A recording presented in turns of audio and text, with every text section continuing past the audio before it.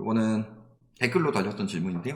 누가 반박해달라고 하셔가지고 가져온 건데, 나중에 부동산 취등록세, 양도세 준 거 없어지고 예전처럼 돌아오면 부동산 가격이 오를 것이라는 게 제 생각입니다. 이분은 저희랑 뭐 반박하자라기보다는 이런 사람 이야기에 홀릴 수도 있으니까 이 부분에 반박을 좀 해달라고 올리신 것 같아요. 이분은 양심적인 분입니다. 왜냐면 저렇게 진짜 저렇게 생각하는 사람은 여기 안 보고 저기 부일남 TV 보고 있겠지. 왜냐면 주변에 돈 있는 사람들이 많아요. 다만 세금이 과해서 잠시 부동산 구매를 멈추고 있습니다.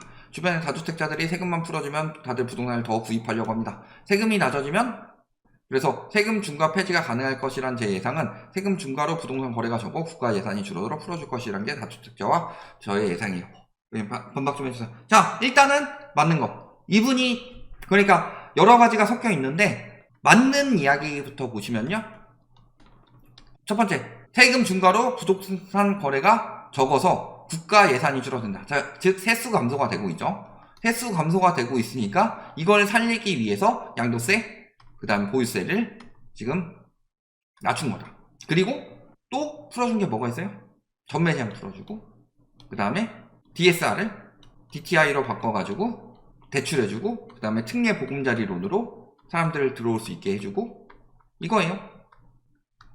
그러니까 요 부분까지는 맞는 이야기다. 정부에서도 지금 그래서 세수를 늘리기 위해서 부동산 규제 완화를 하는 것이고, 그렇기 때문에 부자 감세를 해주는 것이고, 그러니까 최근에 그것도 나왔죠. 부모 등골 뽑아먹는 법 나왔죠. 남편 부모, 아내 부모 각자 1.5억까지 징역세 면제해줘가지고 요걸 가지고 신혼부부들 3억 지원받아서 내 집 마련해라. 이거 저 정책을 한 단어로 요약하자면요, 부동산으로 돈 많이 벌었던 베이비부모 세대인 부모 돈 뜯어가지고 부동산 부양을 다시 시켜주세요. 정책입니다. 빚내서 집 사세요가 아니라 부모 삥 뜯어서 집 사세요 정책. 빚내서 집 사라가 잘 안 통하니까 부모 삥 뜯어서 집 사라가 나왔습니다. 그러고 있는 거예요. 정부가 그렇게 하고 있고, 예산이 줄어드는 것도 있고, 세수가 줄어드는 것도 있고, 경기가 침체되는 것도 있고, 부동산 시장이 무너지면서 그런 것들에 대해서 폐지를 하고 이런 식으로 다주택자 유입을 노리는 게 맞다. 오케이. 여기까지는 오케이. 근데 이게 가능한 것도 있고 안 되는 것도 있어요. 그러면은 자, 첫 번째, 다주택자가 유입이 돼야 되는데 주변 사람들이 다 그렇게 이야기하면서도 한다는 것 자체는, 지금 이야기를 보시면은 무슨 이야기를 해요? 다주택자들이 세금만 풀어주면 더 구입한다고 한다. 다주택자들은 그런 식으로 다른 사람들한테 이야기를 합니다. 왜? 세금 풀어주면 난 더 살 거야 라고 이야기를 계속 해야지, 계속 카페에 그런 걸 공유하고 계속 그런 심리를 퍼뜨려 줘야지, 아, 다주택자들의 집을 계속 사는구나, 나 지금 안 사면은 계속 오르니까 지금이라도 사야 되는 거 아닐까? 이 심리를 만들어 주는데, 다주택자들이 말은 저렇게 해도 진짜로 살 것인가, 요거를 봐야 돼요. 그래서 진짜로 사는데 다주택자 유입을 방해하는 것들이 요소가 여러 가지가 있죠. 근데 그 중에서 첫 번째는 뭐예요? 아까 이야기한 대로 세금, 취득세, 그 다음에 양도세, 보유세가 있는데, 다주택자들이 보유세를 일단 가장 부담스러워하고, 취득세가 해지가 되면은 매입이 늘어나죠. 그리고 양도세가 해지가 되면은 오히려 판매가 늘어납니다. 그러면 양도세는 완화하는 게 맞네요? 아니죠. 양도세를 완화하면 판매도 늘어나는데 유입도 늘어나죠. 그래서 투기로 많은 돈을 벌게 해주겠다, 이거인데, 요 부분이 해제가 되면은 분명히 다주택자들이 들어올 때 긍정적인 요소는 맞습니다. 근데 요것만 가지고 들어오느냐, 그랬을 때 다주택자들이 봐야 되는 거는 매매, 수요, 그 다음에 전세가, 요 두 가지를 생각을 해야 돼요. 매매는 왜 수요라고 하고 전세는 가라고 하냐? 수요가 더 중요합니다. 그러니까 가격보다 더 중요한 건 수요예요. 예를 들어서 그 진짜 부동산으로 돈을 버는 사람은요, 수요가 있을 때 팝니다. 수요가 없을 때 팔려고 하지 않아요. 지금도 수요가 없죠. 작년엔 수요가 더 없었죠. 그러니까 결국에는 집값이 올라가는 게 중요한 게 아니에요. 내가 현금화를 해야 중요한 건데, 돈을 버는 건데, 10억짜리가 15억까지 올랐어요. 그 15억까지 올랐다 기분 좋다 다 10억 올렸는데 아무도 사지 않아. 내 건 안 사고 누가 14억에 내려온 거 사요. 그러면 14억에 내렸어. 그럼 내가 부랴부랴 그때 가서 14억에 내놔. 그러면 누군가는 또 빨리 빠져나가려고 13억에 내놓는단 말이에요. 그런 식으로 가격이 떨어지는 거고. 그런데 또 안 떨어진다 하면 또 다 같이 뭉쳐가지고 담합하고, 거기다가 부동산한테 막 갑질, 우리나라 요즘에 갑질 어마어마하죠. 갑질 굉장히 심각하고, 그러니까 그 심각한 갑질을 토대로 부동산한테 갑질해가지고 부동산 막 폐업하게 만들고 우리 말 안 들어주고 싼 매물 누가 내놓으면 그거 내놓게 해주는 곳에 대해서 이런 식으로 하고 그 다음에 자 서울시에서 부동산 유협사례 465건 적발됐다고 합니다. 지연신고 위반이 가장 많았고 여기서 이제 집값 띄우기를 토대로 허위 계약 등 이런 것들도 많이 했고 이런 식으로 해가지고 장난질 치고 있고 검거된 것만 저만큼인데 그러니까 집값 띄우기를 해가지고 저런 거짓 거래들도 어마어마하게 많았어요. 저런 식으로 해가지고 뭉쳐가지고 다 같이 담합해가지고 집값 띄울 때 그럴 때 다 같이 우리 아파트의 가치는 15억입니다 15억 갑시다 해놓고서 지가 뒤로 13억 14억에 팔고 빠진다니까. 그런 인간들이. 잘 생각해보세요. 집값은 언제 뜨는 게 좋죠? 내가 팔 때 뜨는 게 좋지 내가 팔기 전에 뜨는 건 좋지 않아요. 왜? 내가 팔기 전에 떠가지고 보이스 계속 올라가는데 내가 지금 당장 팔 생각이 없으면은 세금 부담만 계속 늘어나는 거지. 그러니까 담합해서 집값 띄웁시다 우리 아파트 가치는 이만큼입니다 라고 부추기는 사람이 지금 팔려고 하는 사람이라는 소리예요. 그런데 부동산 광신도들은 그거에 넘어가가지고 아 우리 집값 올라간다 하고 푸녀 애들 맨날 그렇게 넘어가는 거고. 얼마나 장난질이 심하냐면요 부동산 카페 못지 않은 곳이 부녀애죠. 여기서 한번 지금 이런 거 나오죠. 요새 한국이 너무 흉흉하네요. 요새 한국이 너무 흉흉하네요. 요새 한국이 너무 흉흉하네요. 요새 한국이 너무 흉흉하네요. 모든 맘카페에 이런 식으로 갖다 붙는다고 합니다. 그런 것처럼 저런 데를 돌아다니면서 조종하는 여론 만드는 새끼들이 분명히 있단 소리예요. 저건 너무 티나게 한 거지만. 그런데 보시면은 수요가 있어야 되는데 결국에는 첫 번째 매매 수요가 있어야 돼요. 근데 매매 수요는 크게 둘로 나뉘죠. 다주택자 또는 실수요.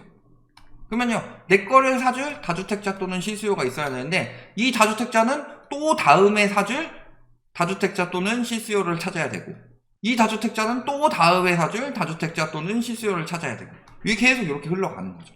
근데 문제는 결국에는 그래서 다주택자들이 사는 시기 그리고 실수요자들이 사는 시기 이게 동시다발적으로 터질 때가 핵심이다. 그런데 지금은 실수요가 들어올 수 있는 시기가 아니란 소리예요. 그러니까 주변에 다주택자들 세금 다 풀어주면 더 구입하려고 한다. 그 부동산 누가 팔고 있어요? 실수요가 팔아요? 아니요. 실수요 지금 못 팔아요. 물렸는데 어떻게 팔아요? 이거 지금 팔면은 뭐 주식 같은 경우에 물리고 나중에 갚으면 되지 내가 벌어서 갚으면 되지 하지만 부동산 같은 경우는 물리면 개작살 나는 건데 실수요들을 어떻게 팔아요? 지금 연끌족들 못 팔아요. 아쉬워서라도 못 팔아요. 진짜로 막 문제 돼가지고 금리 때문에 죽어나서 파는 사람들은 지금 벌써 나오지 않아요. 2022년에 연끌족들이 판 거 아니에요. 다주택자들이 판 거예요. 연끌족들은요 그 하우스 푸어들이 언제 팔았냐? 글로벌 금융위기 터지고 누가 팔았냐? 초창기에 다주택자들이 팔고 다주택자들이 샀다가 다주택자들이 팔다가 2011년 이때쯤 돼야지 연끌족들이 박살 나가지고 이제 어쩔 수 없이 버티지 못하니까 판 거지. 대부분의 사람들이 그랬어요. 그러니까 결국엔 동시다발적으로 사야 되는데 일단 다주택자들은 이야기한 대로 규제 풀어주면 들어오는데 그 실수요들이 사줄 수요가 안 된다는 소리예요. 그러니까 지금 규제 다 풀었는데도 거래량이 4,000건이 안 나오죠. 근데 평소 서울 거래량 6,000건이라고 그랬죠. 6,000건이 나왔던 이유는 뭐예요? 6,000건 넘게 나오는 경우가 실수요 반, 다주택자 반인 거예요. 그래서 이야기를 했잖아요.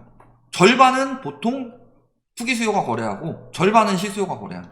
일반적인 시장에서. 그러니까 지난 15년간 서울에 공급한 것 중에서 51%를 다주택자들이 가져가고 49%를 실수요자들이 가져갔다. 공급 부족이라고 구라질 치고 있는데 다주택자들이 반 이상 가져가니까 공급 부족처럼 보였던 거다. 근데 지금 4,000건 중에서 실수요가 들어오고 있죠? 실수요도 들어오고 있고 다주택자들도 들어오고 있는데도 4,000건밖에 안 나온다. 근데 이때 들어오는 실수요들 뭘로 들어오는 거예요? DSR이 안 돼가지고 우회하는 특례 보금자리만 받은 데다 플러스로 1월부터 5월까지 금리 낮추니까 요거 보고 들어온 거 아니에요? 근데 7월부터 금리가 다시 올라가고 있습니다. 이미 5월 중순부터 금리 올라갈 기미는 다 나왔고 주담대 금리는 7월부터 다시 올라가고 있어요. 금리가 올라가면 DSR이 시행되었기 때문에 한도가 줄어요.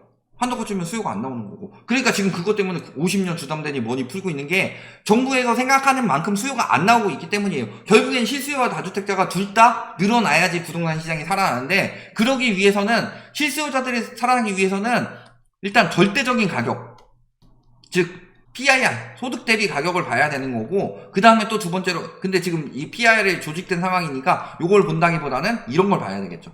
중위소득 100명 중에서 서울에 집 살 수 있는 사람 4명밖에 없다. 왜냐면 PIR은 지금 통계청에서 소득 조작부 들어가가지고 PIR이 갑자기 한 달 만에 6년이 떨어지는 이변이 일어났으니까. 그 다음에 금리 한도. 근데 한도 DSR을 요거는 절대 폐지 못합니다. 왜냐면 미국 같은 경우는 외국 같은 경우는 10년, 12년 이때쯤 많이 들어왔는데 우리나라는 이거 2021년이 돼서야 했으니까 10년, 11년, 12년 이때 많이 들어왔는데 우리나라는 2021년 돼서 해가지고 2022년까지 한 거니까 다른 데보다 10년이 늦었어요. 그러니까 도저히 안 나오니까 이거를 우회하는 것만 자꾸 나오고 있지 폐지할 수 있었으면 폐지했겠죠. 근데 폐지 못해요. 폐지하게 되면 국가 신뢰도 개박살 난다. 은행들 신뢰도 개박살 나고 누가 한국의 은행에 투자를 해요. 바젤3를 지켜야 되니까 하는 거고. 그 다음에 금리 같은 경우는 어떻게 돼요? 눌러놓은 거 다시 튀고 있잖아요. 그럼 결국엔 실수요자들이 들어올 시장이 안 되는 거예요. 그 다음에 마지막으로 세 번째 전세. 전세가 떨어지게 되면요 어떤 상황이 되냐면은 손실이 납니다. 예를 들어서 1억으로 갭투기 1000만원씩 해가지고 10채를 살 수 있다고 해봅시다. 근데 여기서 전세가 1000만원씩 떨어지게 되면요 1억이 더 필요합니다. 근데 지금 역전세 상황이에요? 역전세 상황 아니에요? 상식적으로 생각을 해보셔라. 그리고 진짜 부자들은 금리가 올라가면 올라갈수록 7% 8% 올라가게 되면 한 90%는 안 산다고 하잖아요. 6%만 넘어가도 거의 절반 이상은 안 산다고 그랬는데 근데 주변에 어떤 사람들이 그래요? 그 사람들이 부자 맞아요? 돈 많은 사람들 현금 부자고 다주택자긴 맞겠지만 현금 부자고 주변에 돈 많은 사람들이 맞아요? 아니요. 그 사람들은 돈 많은 사람들이 아닙니다. 자산만 많은 사람들이. 그러니까 생각을 했을 때 결국에는 내 거를 받아줄 사람은 더 큰 바보 아니면 실수요자예요. 근데 그 더 큰 바보는 더 큰 바보로 생각하게 되고 아니면 실수요자고 그 다음에 그 더 큰 바보는 더 큰 바보 아니면 실수요자 해야 되고 그러니까 결국에는 실수요자들이 살 수 없는 가격까지 올라가게 되면은 더 큰 바보가 왜 사요? 결국엔 자기도 실수요자들한테 마지막에 떠넘겨야 되는데 그럼 더 큰 바보는 더 큰 바보가 없는데 왜 사요? 그럼 더 큰 바보는 더 큰 바보가 없으니까 안 사는 거예요. 그럼 더 큰 바보가 없으면 바보도 안 사는 거예요. 이게 당연한 거예요. 그런데 그냥 집값은 계속 올라갈 것이고 산다. 이거는 그 일부 부동산 개념 없는 사람들이 붐만 타가지고 돈을 벌어봤으니까 돈을 받더라도 아직도 부동산은 계속 살아난다. 우리나라는 부동산은 계속 괜찮다. 이 생각을 가지고 있는 건데 나머지 대부분의 대다수의 사람들 특히 실수요자들이 살 수 없는 집값은요. 그게 될 수가 없는 거다. 거기다가 지금 가계부채가 임계점까지 올라왔다. 이거 터지면은 금매는 물론이거니와 경국매도 어마어마하게 나올 거고 지금 임차권 등기명령 신청이 역대 최대로 늘어나고 있고 이게 매달 신기록 경신하고 있는데 다주택자들이 집을 산다고요? 아니요. 지금 그 얘기하는 거예요. 지금 역전세 나서 내가 임차권 등기명령 걸렸는데 내 폭탄 대신 떠안아줄 사람 찾으니까 지금 집값 올라간다고 빨리 사라고 해야 되겠다. 이거밖에 더 되냐. 여기까지 말씀드리겠습니다.